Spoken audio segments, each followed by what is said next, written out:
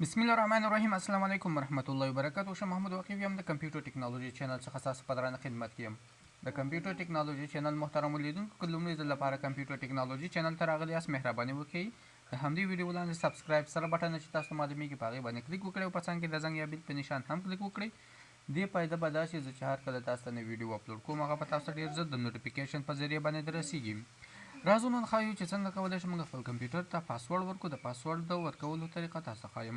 د هغې دپاره تاسو به رابشئ کنټرول پینل ته. کنټرول پینل کې به کنټرول پینل باندې به کلیک وکړئ او رابشئ په دې کې به یوزر اکاونټ پیدا کړئ. یوزر اکاونټ موږ سره کوم یو دی په دې برخه کې تاسو کولی شئ دغه یوزر اکاونټ دی په دې باندې به کلیک وکړئ. په دې کې موږ سره لومړی کمانډ لیکلی دی کریټ ا پاسورډ فار یور اکاونټ، یعنې د خپل اکاونټ دپاره یو پاسورډ تاسو جوړ کړئ. نو کریټ یور اکاونټ باندې به کلیک وکړئ. کله مو چې په دې باندې کلیک وکړو رابشئ دلته به ورته پاسورډ انتخاب کړئ. هر پاسورډ چې تاسو ته ورکول غواړئ، مثلا زه یو پاسورډ کوم د خان په نامه باندې،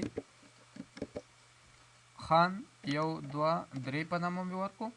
د تایید دپاره په کنفرم نیو پاسورډ کې به همغه پاسورډ چې دلته تاسو پاس خانه کې ورکړی په دې لاندې خانه کې به هم ورکوئ او به لیکئ چې خان 1 2 3 صحیح شو. او په دریم کې د ټایپ ا پاسورډ هنټ، د دې مطلب دا دی چې تاسو د خپل پاسورډ هغه یو نښه ورته ولیکئ.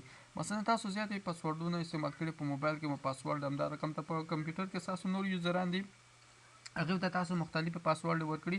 تاسو یو نښان په خاطر باندې هغه ورته وښایي چې دغه تاسو به په یاد کې راشي چې ما هو دغه یوزر ته دغه پاسورډ ورکړی.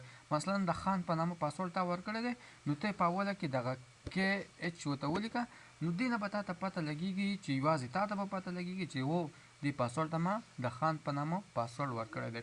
کله مو چې دغه پاسورډ ورته ورکړو نو بیا به رابشئ په کریټ پاسورډ باندې به کلیک وکړئ. نو د دې نه وروسته به ستاسو کمپیوټر کې به پاسورډ جوړ شي. کریټ پاسورډ باندې به کلیک وکړئ.